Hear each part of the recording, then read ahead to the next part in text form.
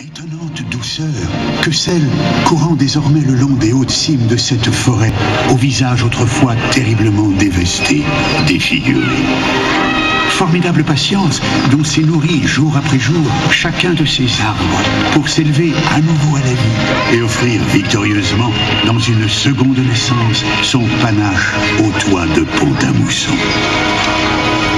Et là, enfoui au tréfonds de cet antre végétal, il est un gardien et veilleur des heures les plus sombres, comme des plus heureuses, qui a tout vu et entendu des violences et des accalmies, à la fois enraciné dans les abominations d'une guerre inouïe et le terreau des plus folles espérances. Être deux fois séculaire, aux branchages tortueux et noueux, trempé dans les souffrances et les agonies des soldats innombrables montés sur l'autel du sacrifice. Être à la sève miraculeuse, miraculé même, puisant dans le sang de tous ces martyrs tombés il y a 100 ans au ventre d'une terre infiniment meurtrie. Oui, il est tout cela à la fois. L'arbre flamboyant d'aujourd'hui, échappé des apocalypses d'hier, le passeur de mémoire, portant dans le secret de ses feuillages l'histoire de tous ces hommes évanouis. Il est l'alpha et l'oméga, l'arbre atrocement déchiqueté, revenu ensuite à la vie dans un éternel recommencement. Il est la mère du bois le prêtre, pour que d'aucuns se souviennent de ce qu'a été le bois des veuves.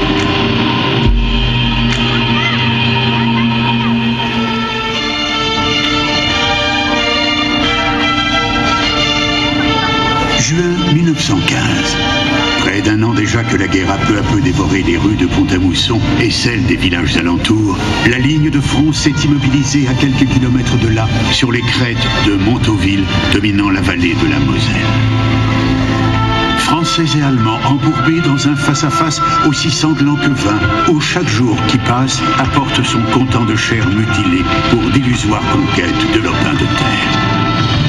Les Américains, bien avant leur entrée en guerre aux côtés des Alliés, se sont pour certains portés volontaires dans l'aide au secours des blessés. Au volant de leurs ambulances, devenues des étendards gonflés d'espoir, ils affrontent l'atrocité des champs de bataille à la recherche d'ultimes lueurs de vie. Boswell, vous ne vous imaginez pas tout le réconfort et le bien-être que vous et vos voitures apportent aux Français. Je vous remercie, Major, mais c'est bien peu au regard de ce que vos troupes endurent là-haut, nuit et jour, dans le crachat incessant des tirs ennemis. Bon sang, voilà qu'il pilonne à nouveau le pont. Pressez, sans quoi nous ne passerons pas. Vous oubliez que ma petite Ford a survécu à la bataille de la Marne. Accrochez-vous.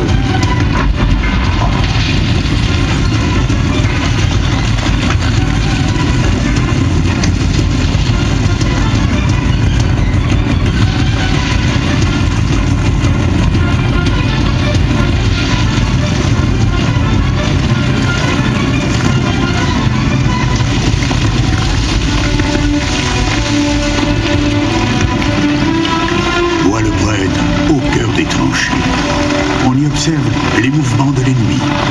Par vagues impressionnantes, les obus sifflent au-dessus des têtes de la 73e division d'infanterie. La nuit s'annonce glaciale.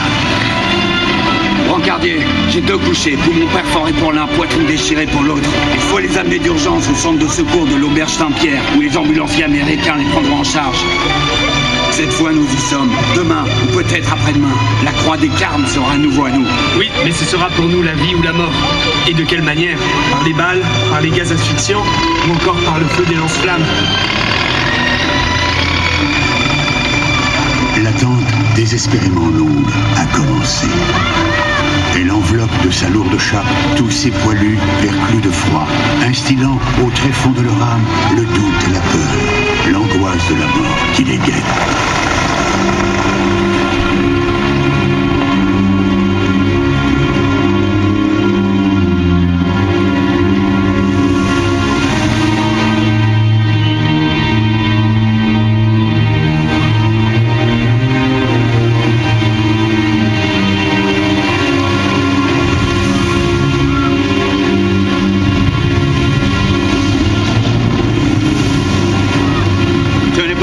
L'hôpital de Dieuloir n'est plus qu'à une poignée de kilomètres.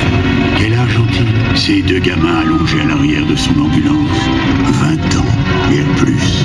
Leur corps ensanglanté sursaute aux cadences des ornières qui jonchent la route défoncée sur laquelle fonce la forme. Au bout du chemin, ils l'espèrent, la délivrance, celle qui les ramènera dans leur famille ou les emportera dans l'au-delà. Qu'importe, tout pourvu qu'ils s'échappent du bois le prêtre. Dieu Loire. La section des ambulanciers américains, dans un flot long et incessant, y transporte blessés et mourants. Toubib, j'ai 2 couchés dans un sale état, atteints de plein fouet par un obus. Les yeux des jeunes Français, embués par l'insoutenable souffrance, s'illuminent pourtant devant leur sauveur. Merci pour tout. Boswell le sait bien, lui qui a convoyé tant et tant de soldats tombés au fond. Ces deux-là ne passeront pas la nuit. Saleté de guerre. Pour les soldats qui par chance ont survécu, Dieu-Loire est devenu un havre de paix où l'on essaie d'oublier le bois le prêtre. Mais difficile quand on est hanté dans sa chair ou dans sa tête par de si terribles souvenirs. Non, laissez-moi. Je ne veux pas, vous m'entendez? Calmez-vous. Je voulais seulement me rendre compte pour les soins, vous comprenez? Il n'y a rien à voir, ce n'est plus moi, ce n'est plus mon visage, c'est celui d'un monstre. Boswell sent une infinie tristesse le gagner. Combien d'hommes, comme celui-ci, a-t-il cru avoir sorti de l'enfer des tranchées pour finalement les plonger sans le vouloir dans un autre plus cruel encore? Mais au loin, des voix s'élèvent, porteuses, elles, d'espérance. Des voix qui lui rappellent que le rôle de la vingtaine d'ambulanciers américains en poste à Pont-à-Mousson n'est pas vain. Mariette, c'est le sergent qui vous réclame. Bonjour, sergent. Vous avez meilleure mine aujourd'hui. La raison est que je souffre moins, et même plus du tout quand je vous vois. Eh bien, tant mieux. Mais je n'y suis sans doute pour rien. Vous voulez écrire une lettre à votre femme? Oui, mais avec ce fichu bras, je peux pas le faire moi-même. J'ai donc besoin de vos services. Vous voulez bien? Bien sûr, je vous écoute. Ma chère Louisette, je t'écris pour te rassurer. Mon bras droit n'a certes pas encore retrouvé tout son usage, mais il y a de l'amélioration. Et ma jambe brisée se remet lentement. Je crois que je pourrai bientôt remarcher. Je ne cesse de penser à la chance que j'ai eue.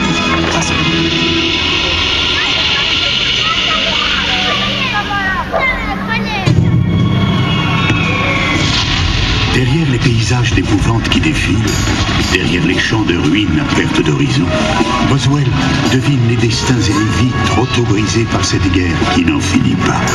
Il songe à toutes ces familles dévastées, mutilées, condamnées à un exode forcé vers des terres peut-être moins hostiles. Merci. Les paroles des soldats français résonnent encore dans sa tête. Qu'est-il, lui, simple ambulancier volontaire, filant en cet instant dans les décombres de villages fantômes pour mériter pareille gratitude? Des gerbes de glaise et de pierre volent soudainement dans les airs et le tirent de ses pensées. Tiens, voilà que ça recommence. Ça doit faire vilain. Alors, tout à son devoir, Boswell fonce vers le bois le prêtre.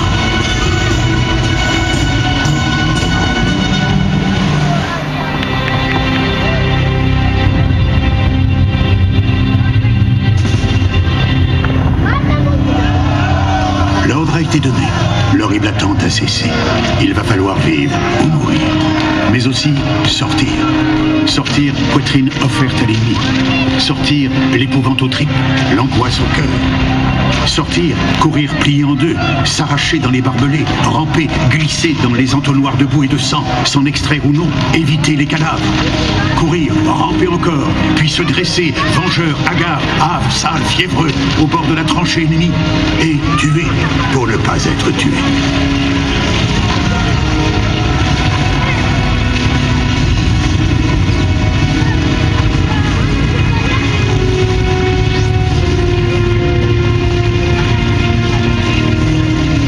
Les portes de l'enfer se sont ouvertes. Fer et acier. L'orage des armes tonne et crépite. La terre se déchire, se soulève, puis retombe, ensevelissante parfois. Champ de bataille immense, morbide échiquier de mort et de souffrance. Pour des milliers d'hommes que des mains poussent ou repoussent à volonté. Pour des hommes contre des hommes. Champ de bataille où courent des fantômes pleins de bravoure ou de lâcheté, de cris ou de pleurs, d'héroïsme ou d'abandon. Je suis blessé. Je suis blessé. À moi, mes camarades. Je suis là, t'en fais pas. C'est pas grave. Tu vas t'en sortir. Un jeune homme, que dire, un enfant, est là, allongé. Les éclats d'obus l'ont atteint à la tête. Pour lui, la guerre est finie.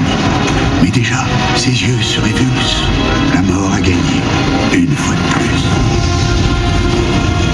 Mon Dieu, pourquoi permettre de telles choses ?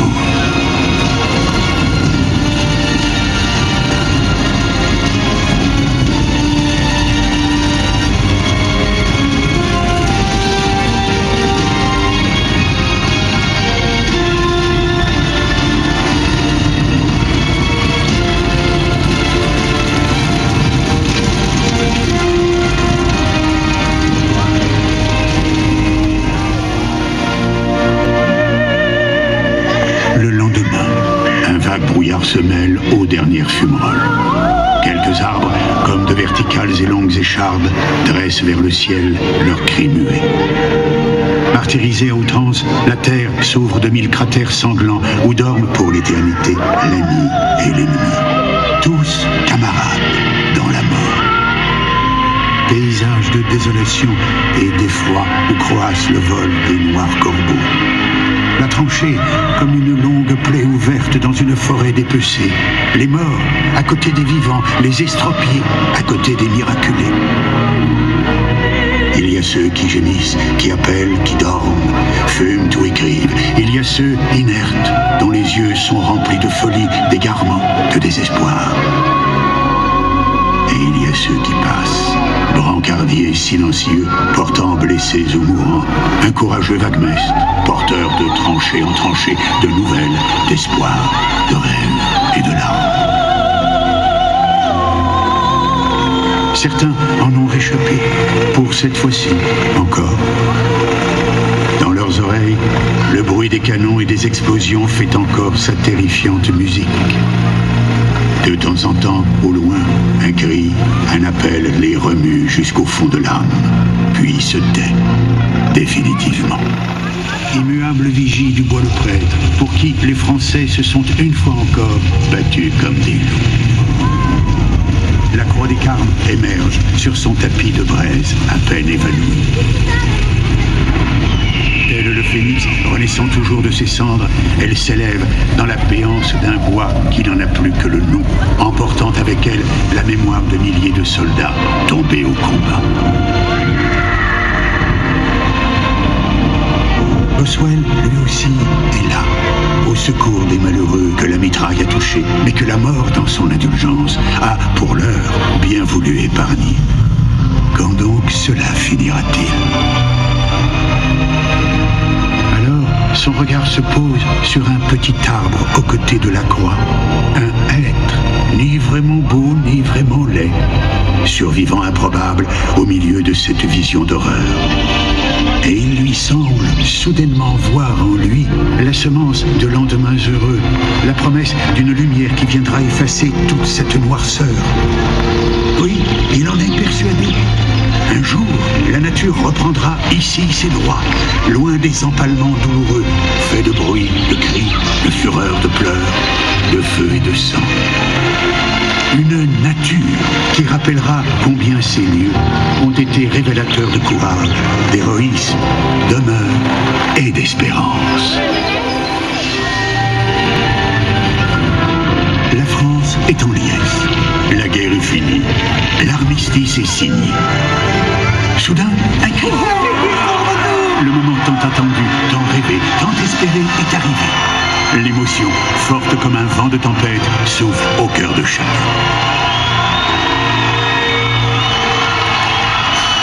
À Pont-à-Mousson, comme ailleurs, on accueille en triomphateur ces hommes qui ont échappé à tant de barbarie. Mais on pleure aussi tous ceux qui ne sont pas revenus, laissant derrière eux des familles anéanties, émiettées. On On se souvient de ces ambulanciers américains volontaires, à l'exemple de Boswell, prêts à tout pour venir en aide aux soldats touchés dans l'indescriptible tourmente du Bois-le-Prêtre. Et eux, que sont-ils devenus?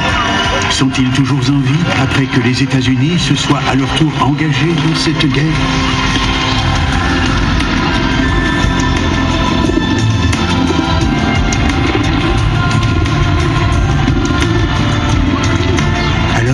Tel un écho à la croix des Carmes, désormais enchâssée dans un écrin de pierre sur les hauts de Pont-à-Mousson, une fontaine monumentale jaillit en contrebas au cœur de la cité, en mémoire de ces ambulanciers que personne n'a oubliés, que personne ne veut oublier. Ces gerbes d'eau immaculées sont les plus beaux symboles d'une vie enfin retrouvée grâce à eux. Oui, le être autrefois aperçu par Boswell n'avait pas menti.